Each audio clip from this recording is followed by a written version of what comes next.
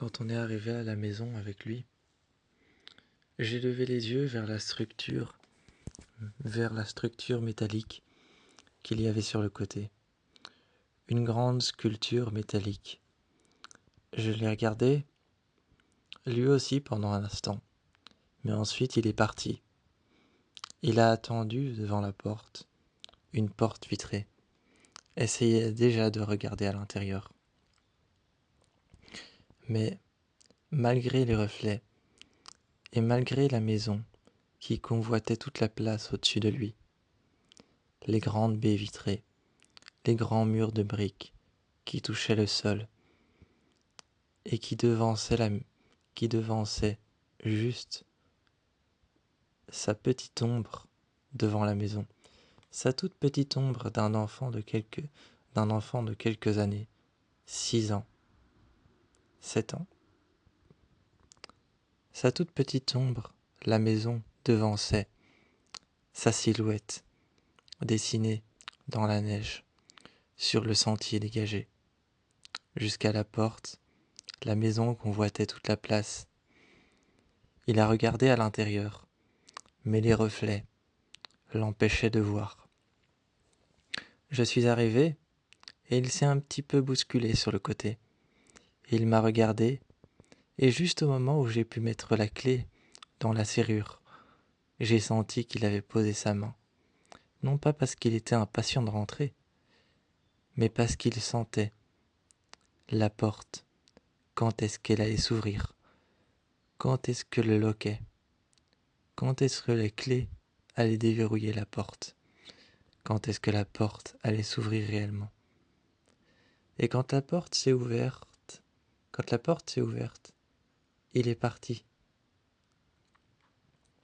Je l'imaginais déjà partir, comme dans les films et les séries télé. Monter, dévaler les escaliers et choisir sa chambre.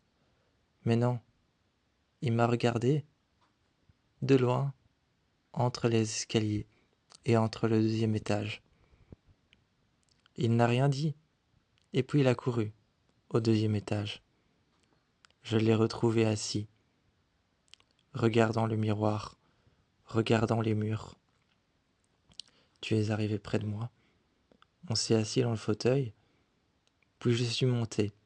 Je t'ai abandonné, seul, en te disant « Attends, 2 minutes, je monte voir quelque chose. » Et je l'ai trouvé seul, étalé de tout son long, sur son dos, regardant le plafond. Je me suis couché à côté de lui, et je lui ai demandé « Qu'est-ce que tu regardes au plafond ?» Il s'est tourné vers moi, l'espace d'un instant, voyant la lumière du soleil passer au travers des fenêtres et briller dans ses yeux.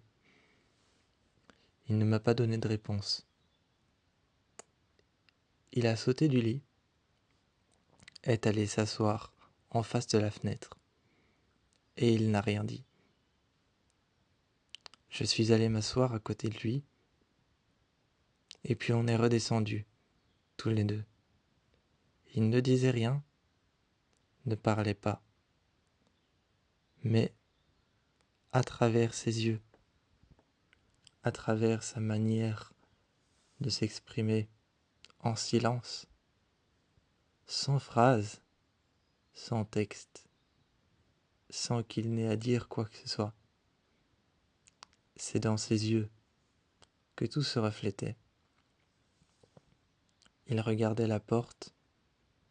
Dans ses yeux, on voyait la porte. Il regardait la fenêtre. Dans ses yeux, on voyait la fenêtre. Il s'asseyait avec nous, regardait la télé. Dans ses yeux, on voyait les programmes qu'il regardait. C'est presque comme si ses yeux racontaient une histoire à la place de sa bouche. On restait avec lui en silence et il nous regardait.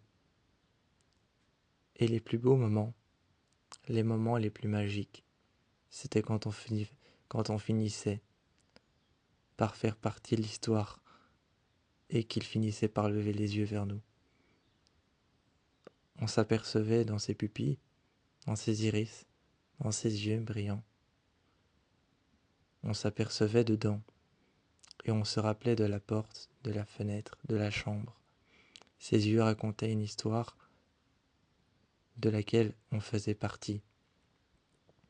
Au moment d'aller se coucher, peut-être qu'on n'avait ni au revoir, ni bonne nuit, ni toi aussi, ni ferme la porte s'il te plaît, ou allume la lumière, ou est-ce que tu peux rester un peu avec moi? Il n'était pas muet, il avait simplement choisi de ne plus parler. Il avait choisi de ne plus parler, même pas de s'exprimer avec un carnet, d'écrire ou de faire des dessins pour nous parler. C'était comme si c'était à nous de deviner ce qu'il avait dans ses pensées. Ça nous distrayait beaucoup plus qu'un simple enfant qui nous parlerait, qui nous dirait les choses. Ça nous distrayait beaucoup plus parce que il fallait deviner ce qu'il avait dans la tête. Est-ce qu'il voulait sortir? Est-ce qu'il voulait rester avec nous? Est-ce qu'il voulait parler? Parler, même si on savait qu'il ne le ferait pas. Mais pour lui, rester couché sur le lit, sur le dos, et moi à côté de lui, et se regarder dans les yeux, c'est comme parler pour lui. Est-ce qu'il voulait faire ça? Est-ce qu'il voulait sortir? Est-ce qu'il voulait aller dehors? Faire une bataille de boules de neige? Est-ce qu'il voulait aller dehors? Prendre la voiture et aller quelque part? Finalement, avoir un enfant qui ne parle pas, c'était beaucoup plus distrayant qu'avoir un enfant qui parle. On devine, on explore, et ses yeux racontent une histoire. Sa bouche reste silencieuse alors qu'elle est faite pour parler, pour s'exprimer. Il pourrait crier, hurler, dire qu'il n'est pas content, mais il reste enfermé. Il a choisi le silence. Mais une histoire se raconte au-delà de sa bouche. Elle se raconte dans ses yeux, dans ses gestes, dans la manière dont il agit avec nous. Et parfois, il lève les yeux, et on fait partie de cette histoire. Et oui,